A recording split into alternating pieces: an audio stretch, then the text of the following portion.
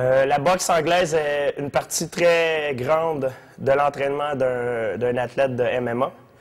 Pourquoi? C'est parce que la boxe anglaise nous permet d'avoir des mains plus rapides, plus précises et frapper avec plus d'autorité, plus de puissance. Ainsi, ça nous permet d'avoir un meilleur déplacement dans le ring et de dépenser moins d'énergie quand on lance les coups. C'est un sport qui est en soi très exigeant. Et puis, pour moi, c'est un sport qui est absolument inévitable si on veut devenir un bon combattant en MMA. La boxe anglaise m'aide beaucoup avec mes combinaisons avec les poings, mais par contre, en MMA, je dois mélanger avec les pieds, les genoux, les coudes. Mais la boxe anglaise m'aide à avoir des mains plus rapides, plus fortes et frapper avec plus d'autorité. Avoir aussi un meilleur déplacement que l'on ne retrouve pas dans les autres arts martiaux. C'est un sport, selon moi, qui est inévitable si on veut devenir un bon pratiquant de MMA au niveau professionnel. Par contre, à elle seule, c'est incomplet. Mais je suis moi-même un grand amateur de boxe anglaise. C'est un de mes sports favoris et vous pouvez le constater, ça fait longtemps que je pratique. La différence en boxe anglaise et en MMA, c'est que, par exemple, en boxe anglaise, on est beaucoup plus... notre position est beaucoup plus de côté. Si vous voyez mes pieds ici, est beaucoup plus de côté qu'en MMA. Si j'adapterais cette position-là en MMA, je serais susceptible de recevoir des coups de pied aux jambes. Donc, je n'aurais pas le temps de bloquer les coups de pied. Je serais vulnérable avec les coups de pied aux jambes ainsi que les coups de pied, par exemple, à la tête. Par contre, aussi, la différence marquée qu'il y a en boxe anglaise et en MMA, quand je suis au corps à corps. En boxe anglaise, si je suis au corps à corps, je n'ai pas le droit d'agripper en principe. Je peux travailler ici, avec les épaules, au corps, à la tête, tandis qu'en MMA, ici, le combat ne va pas rester ici. Il va avoir les coudes, il va avoir le tie clinch, avec les genoux, ainsi que la lutte. Quand on va être rendu au corps à corps, on ne va pas juste boxer. On va envoyer les genoux, les coudes, le clinch, la lutte. Il va y avoir beaucoup plus d'options que, par exemple, le simple corps à corps ici. Donc, c'est un exemple pour prouver que chaque sport n'est pas complet à lui seul. Mais, par contre, la boxe anglaise, pour moi, est inévitable pour un mec qui veut partir une carrière en MMA. La boxe anglaise joue un grand rôle dans son entraînement. Parfait. Donc, en boxe anglaise, mon entraîneur m'a appris à tenir mes mains, par exemple, comme ça ici, renversées, pour me donner le réflexe de vriller. Par exemple, à l'entraînement, quand je frappe dans les sacs ou quand je fais les pattes d'ours. Par contre, quand je fais un vrai combat, mes mains sont placées comme ça ici, si vous regardez. Donc, même si mes mains sont comme ça, j'ai quand même le réflexe de vriller. Donc, c'est très important. Je me donne des réflexes à l'entraînement pour que je les ai automatiquement en combat. En plus, en boxe anglaise, ma position est beaucoup plus de côté que quand je me mets, par exemple, en MMA. En boxe anglaise, mon poids est sur la jambe avant. Tandis qu'en MMA, je suis un petit peu plus droit et puis mon poids est 50-50 parce que je peux aller attaquer avec mes jambes. Les esquives en boxe anglaise, on voit souvent, par exemple, des esquives comme ça ici. Hop. Passe en dessous. Côté, côté, côté, en dessous, en dessous. En MMA, on ne fait pas souvent. Parce que si, par exemple, j'ai un adversaire, par exemple, Xavier s'en vient et c'est un mec qui fait beaucoup d'esquives. S'il fait beaucoup d'esquives, ça veut dire qu'il met beaucoup son poids sur la jambe avant. C'est obligé. Et ensuite, si je vois qu'il fait beaucoup d'esquives, il est très vulnérable au coup de pied, par exemple, au corps ou à la figure, ici. Boum! Parce que si, par exemple, je fais un jab, et je sais à chaque fois que je fais un jab, il fait un esquive de ce côté-là, ici. Il fait encore un esquive. Moi, je vais aller avec une combinaison. Jab, feinte, boum! Coup de pied à la tête. Donc, c'est des trucs que, des fois, il faut faire attention. Par contre, ça arrive quelquefois, comme par exemple quand je me suis battu contre Jay Aaron au UFC, mon deuxième combat au UFC, quand j'ai sonné mon adversaire, je me suis mis en position de boxe anglaise pour le finaliser. Parce que je voulais aller le finaliser avec mes mains, je voulais le finaliser rapidement. Donc des fois, je switch. Des fois, je me bats comme un boxeur anglais, des fois, je me bats plus comme un mec de karaté ou de Muay Thai. Tout dépendamment de la situation, je m'ajuste. C'est important. Comme par exemple, c'est comme un coffre d'outils. Si vous avez une vis à enlever, bien, vous allez avoir plusieurs outils pour pouvoir l'enlever la vis. Si vous n'avez pas assez d'outils nécessaires, des fois la vis, vous n'êtes pas capable de l'enlever. C'est important d'avoir beaucoup de bagages, beaucoup de savoir, d'avoir beaucoup d'outils dans votre coffre. Comme ça, tout dépendamment de la situation, vous êtes capable de vous adapter et faire avec. La boxe anglaise doit être accompagnée de plusieurs autres disciplines, comme par exemple une discipline de pied-point debout pour la frappe, ainsi qu'une discipline pour les projections, ainsi que les soumissions au sol.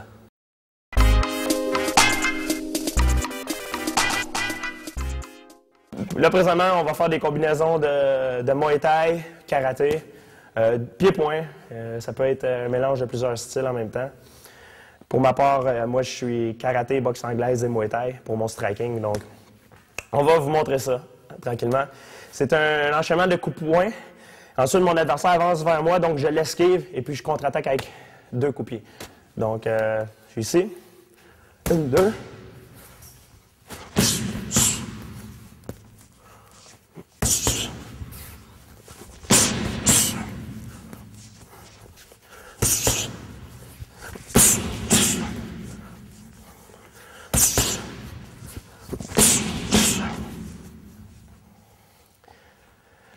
Le pied-point, contrairement, par exemple, à la boxe anglaise, comme je vous disais, on doit mettre absolument notre poids 50-50, partager 50-50 sur nos 2 jambes. Pourquoi? Parce que si je suis placé, par exemple, en boxe anglaise, je vais pouvoir kicker, mais mes coups de pied n'auront pas autant d'utilité, autant de puissance. Et puis le temps que je frappe, par exemple, si je fais une frappe, ça va prendre beaucoup de temps parce que mon poids est sur ma jambe avant, donc je dois transférer mon poids égal avant de pouvoir frapper. Tandis que si je suis 50-50, je suis déjà prêt, frais et dispo à pouvoir frapper. En plus, l'avantage, c'est que souvent, je peux me servir de ma jambe, par exemple, comme un jab. À la boxe anglaise, un jab, on sait tous c'est quoi. Un jab, c'est ici. Boum, boum, boum. Tandis qu'en pied-point, un jab, ça peut être, on peut s'en servir avec les poings, mais on peut s'en servir avec le pied aussi, un type. Quand l'adversaire fonce sur nous,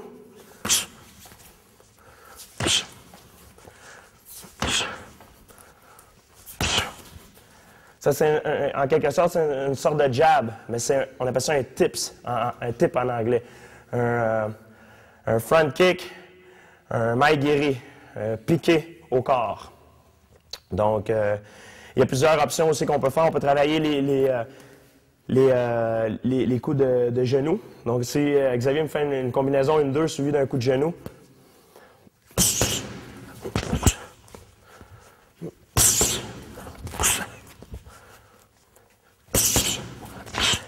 Il y a aussi le clinch. Si je fais une combinaison 1-2, j'attrape le clinch ici. Il y a les genoux. Je peux feinter, faire semblant que je vais d'un côté, je vais de l'autre, et je vais de l'autre. Plusieurs options que je peux faire aussi de ce côté-là. Il y a les coudes. Par exemple, hop, de l'autre côté, hop, coup de coude renversé, hop, coup de poing renversé aussi, coup de poing renversé encore. Plusieurs options que je peux faire. Même chose sur les coups de pied. Il y a une panoplie de coups de pied qu'on peut faire. Les options sont beaucoup plus grandes.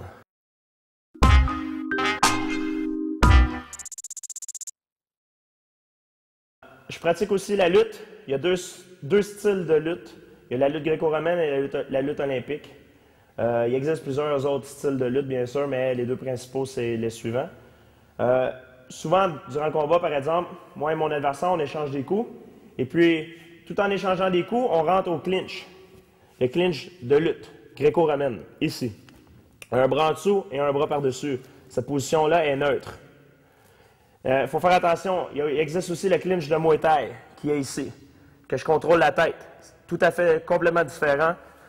Je travaille cette position-là pour les coups de genoux. Tandis que le clinch de lutte, gréco-romaine, ici, c'est pour travailler les projections au sol. Ici, c'est une position neutre. J'ai un bras coincé en dessous et un bras par-dessus. Donc, pour tirer cette position à mon avantage, je dois essayer de prendre la ceinture, contrôler le bas du dos de mon adversaire. Parce que d'ici, mon adversaire est très fort. Je ne suis pas capable de le déplacer. S'il est de même force que moi, c'est une position neutre. Donc, je dois aller chercher sa ceinture. Et comment faire pour aller chercher la ceinture? Je dois glisser ma main qui est par-dessus, en dessous. Et en même temps que je vais glisser ma main, je vais faire un pas vers l'avant pour coincer au niveau des hanches. Je glisse en dessous, je coince au niveau des hanches. Vous voyez, je vais chercher mon poignet ici. Regardez le mouvement de torsion que je vais faire avec mon poignet. C'est comme si je voudrais arquer son dos le plus possible pour le faire perdre l'équilibre, et puis je vais pousser avec le haut de ma poitrine et de mon épaule pour le faire basculer vers l'arrière, comme suit. Mon adversaire se retrouve au sol. Ça, c'est un exemple de technique de lutte gréco-romaine. Il existe aussi la lutte freestyle. La lutte freestyle, c'est beaucoup ancré sur les attaques aux jambes, par exemple. Une des premières attaques que je peux vous montrer, c'est par exemple quand on est à distance. Je vais faire assemblant, je vais feinter un jab ou un crochet, et puis je vais rentrer ce qu'on appelle un single leg. Donc, je suis ici, je rentre un single leg sur mon adversaire. C'est pas fini d'ici. D'ici, j'ai sa jambe, je prends la position de base, je sors mes cuisses, mes mains autour du corps, et ce que je peux faire ici, c'est, par exemple, il appelle un passage dans le dos. Donc, je prends ma main, je mets ma main autour du corps de mon adversaire, et je vais faire un pas pour lui passer dans le dos vers lui. Et regardez ce que je vais faire, je vais me redresser avec ma tête vers le haut, ici.